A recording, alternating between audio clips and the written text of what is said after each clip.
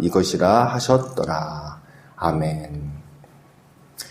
네, 우리가 이제 어제 노아의 홍수에 대해서 함께 살펴봤습니다. 노아가 600세 되던 해 2월 17일에 홍수가 시작이 됐어요. 성경에 써 있습니다. 노아 600세 2월 17일에 홍수가 시작되다.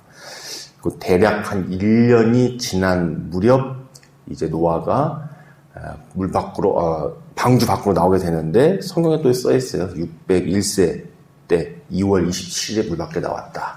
이렇게 써 있습니다. 한 1년하고 한 10일 정도 플러스 된 거고, 실제로 홍수의 기간은 대략 계산하기 나름인데 8개월에서 12개월 사이다. 꽉 찼다가 빠지는 기간이 있으니까요. 그래서 풀로 생각을 하면 1년 하고 나올 때까지 해서 한 10일 정도의 기간입니다. 그리고 이제 그 홍수의 심판으로 인하여서 그 이전의 세상과 그 이후의 세상은 완전히 다른 세상이 되어버렸죠.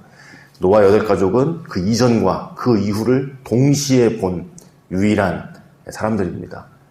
홍수 심판 이전의 세상과 심판 이후의 세상을 본 사람들이죠.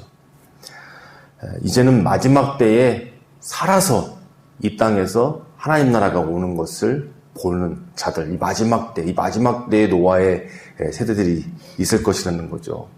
그것을 우리가 노아의 홍수 사건을 통해서 마지막 때에도 그렇게 하나님께서 새 하늘과 새 땅을 이루실 거라는 것을 우리는 믿음으로 가져야 합니다. 새로운 세상에는 심음과 거둠이 반복됩니다. 추위와 더위가, 또 여름과 겨울이, 낮과 밤이. 여기는 두 가지 의미가 있죠. 홍수 이후에는 이 세상이 완전히 급변해서 그 이전에 아주 안정적인 세상이 아니라 더 칠흑 같은 어둠이 있고 낯이 있고, 여름과 겨울이라는 극단적인 계절이 생기고, 심음과 거둠의 거둠의 기간이 생기는 그런 좀 악조건이 되었다는 거예요. 그러나 그조차도 하나님 질서 안에 있고 하나님 섭리 안에서 신실하게 이어진다는 거예요. 두 가지 의미가 있어요. 하나님 홍수의 심판으로 인해서 더 열악한 조건이 되었으나 하나님은 신실하시다. 그래서 우리는 그 가운데서 하나님을 믿고 하나님을 의지하고 하나님이 공급하시는 것으로 또 살아가는, 노아가 그 홍수를 준비했던 그 방식대로, 동행하는 방식대로 또 여전히 하나님을 그렇게 믿고 신뢰하는 방식으로 살아가야 함을 함께 나누었습니다. 최종적으로 홍수 사건의 최초의 40이 나오는데, 40일에 대한 다양한 의미가 성경에서 있겠지만 첫 번째 이 노아의 홍수로 주어진 40주야의 홍수 사건은 이전 것은 쓸어버리고 새로운 하나님의 새 창조를 상징하는 것입니다. 그래서 우리가 하나님 앞에 간절히 나와서 기도할 때 바라는 것은 하나님께서 우리 삶에 새로운 일을 시작하시기를, 하나님의 방법으로, 하나님의 능력으로, 하나님의 은혜로 새로운 것을 시작하기를 우리가 바라는 마음에서 기도하기도 하고 예배하기도 하지 않습니까? 그것을 노아의 홍수 심판이 담고 있다. 자, 이제 홍수 심판이 끝나고 나서 노아가 가장 먼저 한 것은 뭐냐면 하나님의 언약을 믿고 약속을 믿고 예배 드리는 거였어요. 그게 9장 1절로 7절까지의 내용입니다. 하나님께서 노아에게 다시금 아담에게 주신 약속을 주신 거예요. 엄밀히 말하면 노아에게만 주신 게 아니라 모든 지구의 생물들에게 주신 겁니다. 홍수로 심판하지 않겠다. 다시금 너희가 생육하고 번성하고 충만하는 복을 주시겠다고 노아뿐만 아니라 모든 이 지구상의 생물들에게 함께 언약을 해주신 거예요. 오늘 본문도 잘 읽어보면 하나님께서 노아하고만 약속하신 게 아니라 이 아담과 죄악된 세상 사람들 때문에 저주받은 땅들, 또 함께 지면에서 쓸림당한 그 동물들에게도 새로운 약속을 함께 주신 거예요. 바로 그 언약, 하나님께서 다시는 홍수로 이렇게 심판하시지 않겠다라는 언약을 주시는데, 그 언약에 대한 상징으로 하늘에 무지개를 주셨다라고 이야기를 합니다. 이것이 이제 우리에게 이제 무지개 언약이다 라고 이야기를 하는데, 이 창세기에 나와 있는 언약의 특징이 있어요. 어떤 특징이 있냐면, 이제 아브라함이나 모세 때로 넘어가면 하나님께서 언약을 주시는데 그 언약은 나름 조건이 있는 언약들이에요. 너가 이렇게 하면 내가 약속한 이거를 경험하게 될 거야. 뭐 이런 언약인데, 이 창세기에 나와 있는 언약들은 하나님께서 일방적으로 무조건 주시는 언약입니다. 뭐 예를 들면 아담과 하와가 타락을 했어요. 구제불능이잖아요. 하나님께서 손을 내밀어도 못 듣잖아요. 거부하고 오히려 하나님께 대적하고. 그래도 여자의 후손을 통해서 너를 구원할 거야. 또 가죽옷을 지어 입히시죠. 가인이 아벨을 쳐 죽이고도 하나님 낯을 떠나는 것을 크게 생각하지 않고 도리어 그 형벌만 깎으려고 해도 하나님께서 언약을 해주세요. 그때만 해도. 일방적이고 무조건적이십니다. 마치 그런 것처럼 오늘 홍수 심판 이후에도 하나님께서 다시금 새로운 창조를 시작을 하시면서 아담에게 주셨던 그 복을 또다시 주시면서 무지개를 하늘에 두셔서 약속해 주시는 거예요. 그들에게 하나님께서 다시는 이런 심판하시지 않겠다. 은혜와 궁유를 베푸시겠다. 그 상징으로. 그도 그럴 것이 이제는 하늘에 먹구름만 끼어도 비가 좀 내리기만 해도 얼마나 무섭겠어요. 그 홍수 심판을 경험했던 그 세상이. 그런데 하나님께서 그 하늘에 이제 무지개라는 현상이 크게 나타나겠죠. 거기에다가 약속을 해주신 거예요. 나는 절대로 홍수로 심판하시지 않는다. 그리고 오히려 하나님께서 무엇을 생각하게 하시냐면 이 심판이 그저 심판으로만 끝난 것이 아니라 새로운 창조를 주셨다는 것, 새로운 약속을 주셨다는 것을 말씀해 주시는 겁니다. 그래서 무지개를 볼 때마다 무엇을 생각하냐면 하나님의 약속을 기억하게 되는 겁니다. 하나님의 약속. 하나님께서 세상의 모든 죄악을 심판하셨지. 그러나 이제는 하나님께서 우리에게 새로운 세상을 주시고 새로운 약속을 주시고 우리에게 은혜와 긍휼로 이끌어 주신다고 하셨어 라고 생각을 하는 거죠. 마치 우리가 십자가를 볼 때 생각해야 될 것과 마찬가지입니다. 본래 십자가는 가장 극악무도한 죄인을 고통스럽게 죽이는 것이 십자가였어요.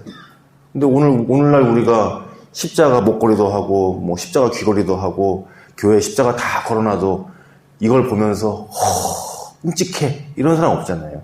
하나님이 우리를 어떻게 사랑하셨는지를 우리를 기억하죠. 십자가를 볼 때마다 내가 과거에 어떤 사람이었는데 예수님 때문에 함께 죽고 함께 거듭났어. 십자가를 약속으로 보고 십자가를 은혜로 보고 그래 내가 이 땅에서 하나님 나라를 올 것을 기대하면서 십자가의 길을 가야지. 우리는 그러잖아요.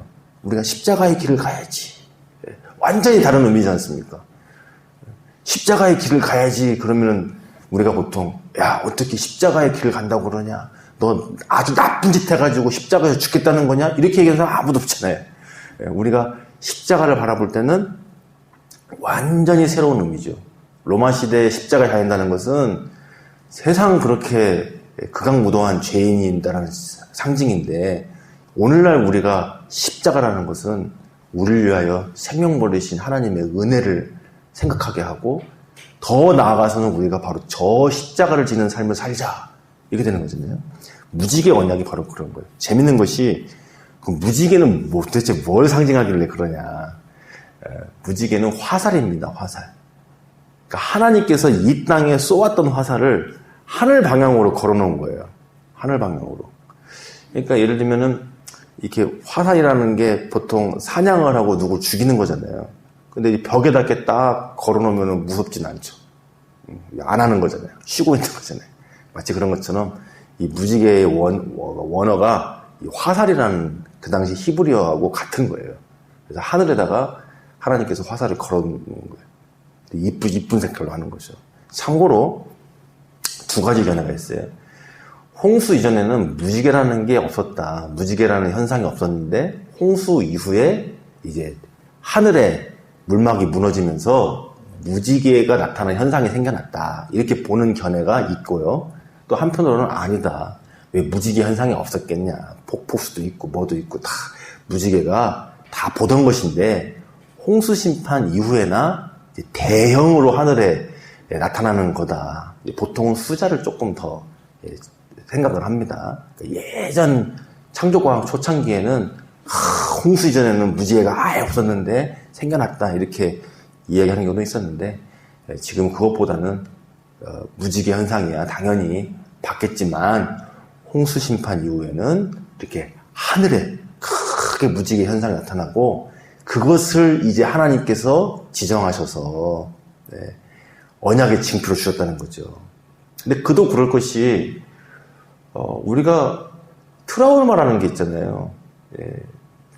불 나본 사람은 이제 불 조금만 나도 가슴이 이렇게 막 뛰고 또 어릴 적에 뭐 큰 홍수 같은 걸 한번 경험한 사람은 진짜 비 오고 뭐 하면은 걱정이 많이 되기도 하고 다양한 그런 경험들이 있는데 그 당시 홍수 심판이라는 것은 요즘에 우리가 생각하는 그런 큰 재앙하고는 비견할 수가 없는 그런 지구적인 심판이었으니까 하늘에 먹구름만 낀다고 해도 얼마나 두렵겠어요.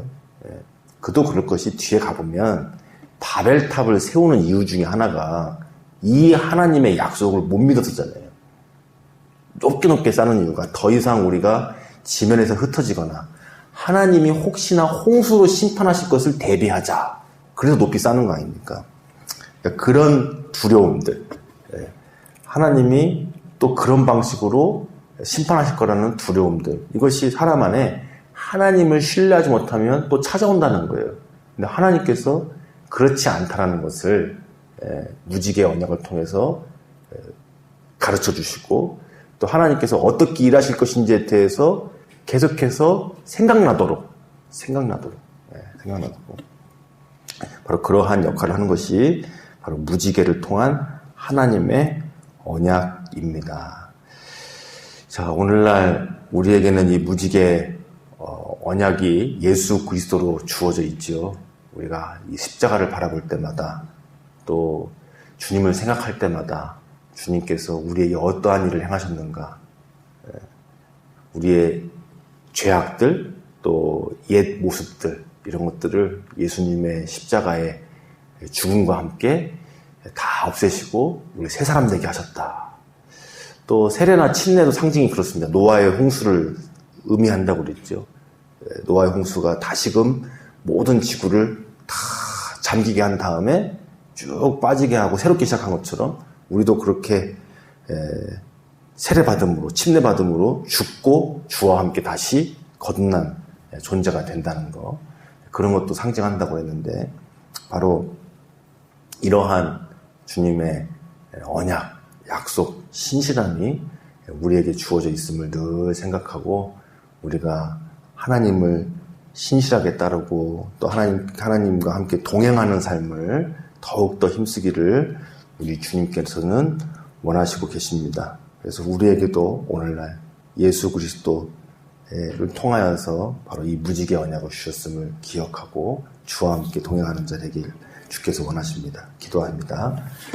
살아계신 하나님 아버지 감사합니다. 이 땅에 가득한 그 죄악을 하나님의 방법으로 심판하시고 다 쓸어버리셨지만 노아와 모든 세상의 생물들에게 그 약속하신 것은 잊지 아니하시고 새로운 언약을 내려주시고 무지개 징표를 주시니 감사합니다.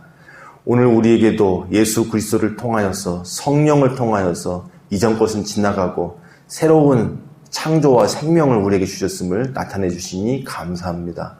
우리가 더욱더 깨어서 예수님의 십자가를 볼 때마다 하나님의 말씀을 대할 때마다 이제는 주님의 약속을 믿으며 주님이 행하시는 긍휼과 은혜를 붙잡으며 살아가게 하여 주시옵소서. 날마다 하나님이 행하신 일에 신뢰를 갖게 하여 주옵소서. 어떤 일을 만났을 때에 두려움과 근심과 과거의 부정적인 생각에 얽매이지 않게 해주시고 하나님이 우리에게 새로운 일을 행하시고 모든 것을 합력하여서 선을 이루신다는 것을 기억하며 살게 하여 주옵소서. 우리에게 불신과 어려움과 근심이 찾아올 때마다 예수님의 십자가를 바라보며 하나님이 주신 그 놀라운 은혜, 약속 붙들게 하여 주옵소서. 오늘도 주 앞에 섭니다. 하나님과 함께 동행하며 승리하는 날 되게 하옵소서. 예수님의 이름으로 기도드리옵나이다. 아멘.